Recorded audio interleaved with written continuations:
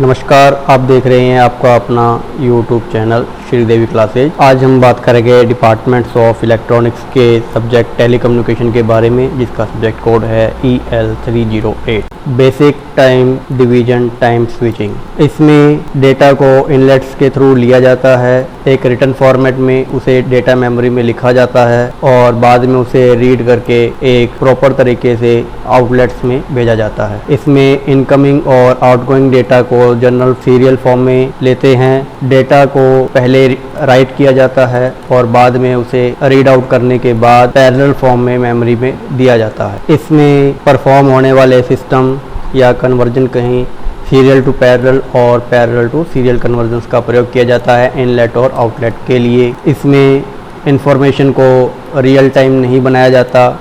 इसमें पहले information memory में स्टोर होती है, उसके बाद यह आउटलेट में ट्रांसफ़र होती है। इसमें टाइम भी डिले होता है और सिग्नल को सैंपल किया जाता है इनलेट के थ्रू एंड उसके बाद इसे सही तरीके से आउटलेट में डिलीवर किया जाता है। यह पूरा सिस्टम डेटाबेस मेमोरी स्कीम के ऊपर आधारित है, इसलिए इसे टाइम डिवीजन या टाइम स्विचिंग भी कहते हैं। Basic time division time switch system का डायग्राम हमने दिखाया है। इसमें यदि n इनलेट्स का प्रयोग किया गया है तो n ही हमें आउटलेट्स मिलेंगे, जबकि पूरे सिस्टम के अंदर हमने एक टाइम डिले सर्किट का भी प्रयोग किया है। कंट्रोल सिस्टम के according time division time switching system को भी हम 3 प्रकार से कंट्रोल करते हैं, सिक्वेंशियल राइट और रैंडम रीड या रैंडम राइट या सिक्वेंशियल रीड या रैंडम इनपुट और रैंडम आउटपुट। पहले 2 मेथड डेटा मेमोरी के ऊपर बेस्ड हैं, जबकि दोनों ही केस में इनलेट और आउटलेट को एक सीरियल फॉर्मेट में स्कैन किया जाता है, जबकि थर्ड केस में इनलेट और आउटलेट को स्कैन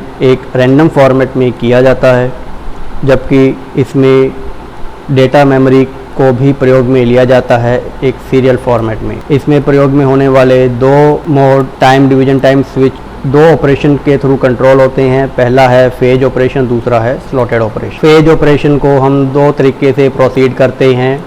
पहला है मेमोरी में बेस्ड, जिसमें हम राइटिंग को इन्वॉल्व करते हैं पर इनलेट, जबकि दूसरा है मेमोरी बेस्ड रीड ऑपरेशन। इसमें हम एक को कंट्रोल करते हैं राइट ऑपरेशन के थ्रू, जबकि दूसरे को कंट्रोल करते हैं डेटा ऑपरेशन के थ्रू आउटलेट के पर पार्ट्स के अकॉर्डिंग। इसमें लगने वाले टाइम को हमने TS के थ्रू प्रदर्शित किया गया है, जिसको हम 2 फेस ऑपरेशन भी कहते हैं, जिसका फॉर्मूला इस प्रकार है TS = n × TD plus n × TD plus TC। इसमें TD को रीड या राइट टाइम भी कहते हैं डेटा मेमोरी के लिए, जबकि TC को रीड या राइट टाइम कहा जाता है कंट्रोल मेमोरी के लिए।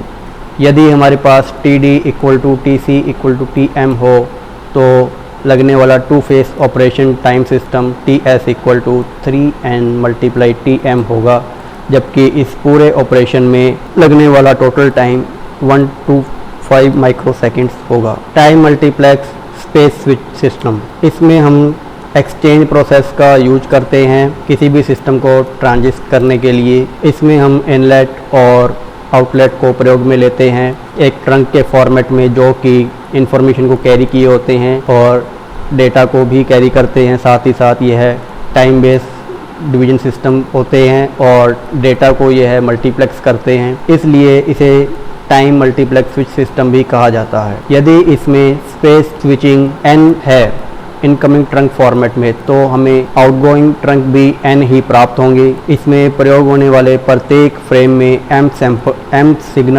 सैंपल पर फ्रेम के अकॉर्डिंग डिवाइड होते हैं। प्रत्येक फ्रेम में लगने वाला टाइम ड्यूरेशन 125 माइक्रोसेकंड्स है, जबकि प्रत्येक स्पीच जो सैंपल्ड हुई है वह m × n होगी। इसमें एक सैंपल फॉर्मेट का ड्यूरेशन टाइम 125/m माइक्रोसेकंड्स है और इसे हम जनरली टाइम स्लॉट्स में भी रेफ़र करते हैं। एक टाइम स्लॉट्स हमारा n सैंपल्स के ऊपर बेस्ड होता है।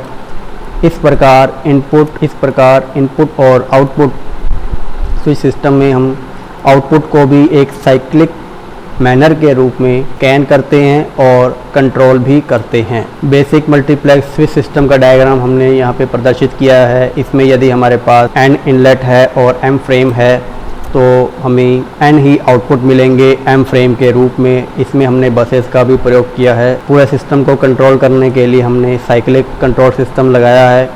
डिकोडर की हेल्प से हम पूरे सिस्टम को डिकोड भी करते हैं। इसमें m multiply n words decode किए जाते हैं साइक्लिक कंट्रोल्स की हेल्प से। इसमें नंबर ऑफ ट्रंक को भी यूज़ किया जाता है स्विचिंग सिस्टम के लिए, जिसको फॉर्मूले के रूप में हमने इस प्रकार प्रदर्शित किया है m multiply n equal to 125/TS। यहाँ पर m यदि ब्लॉक्स है तो n वर्ड होंगे। इसमें TS को हम स्विच टाइम भी कहते हैं, जो कि मेमोरी बेस्ड होता है इनलेट और आउटलेट पेयर के अकॉर्डिंग। इस पूरे स्विच सिस्टम की हम कॉस्ट भी एस्टिमेट कर सकते हैं। C equal to number of switch plus number of memory words, जिसे C equal to 2n plus m multiply n भी कहते हैं।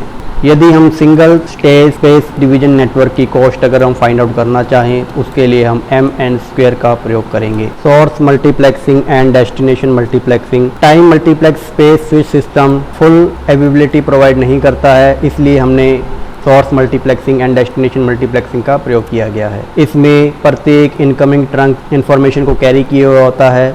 इसमें अलग अलग सोर्सेस से m वॉइस सिग्नल्स लिए जाते हैं, जिसे मक्स की हेल्प से एक सिंगल स्ट्रीम में कन्वर्ट करके आगे भेजा जाता है। सिंगल स्ट्रीम को हम डीमक्स की हेल्प से पुनः n या m अलग अलग डेस्टिनेशन पॉइंट्स पे सिग्नल्स को वापस फॉर्मेट में कन्वर्ट करके भेजते हैं। इसमें हम आउटगोइंग को डीमक्स में दे करके n अलग अलग प्रकार के सिग्नल्स प्राप्त करते हैं। हमने इसे एक डायग्राम्स के थ्रू प्रदर्शित किया है, जिसमें m यदि हमारे पास इंफॉर्मेशन है जिसे हम मक्स की हेल्प से एक सिंगल स्ट्रीम में कन्वर्ट करके आउटपुट प्राप्त करते हैं इनकमिंग ट्रंक के रूप में, जिसे हम आउटगोइंग ट्रंक के रूप में डीमक्स में पुनः एंटर कराते हैं, और आउटपुट के रूप में ही हमें डीमक्स से n अलग अलग प्रकार के सिग्नल्स प्राप्त होते हैं, जिसे हम अलग अलग डेस्टिनेशन पॉइंट्स पर सेंड करते हैं। इसमें ट्रंक सोर्स और डेस्टिनेशन 1-to-1 टाइम रिलेशन को फॉलो करते हैं।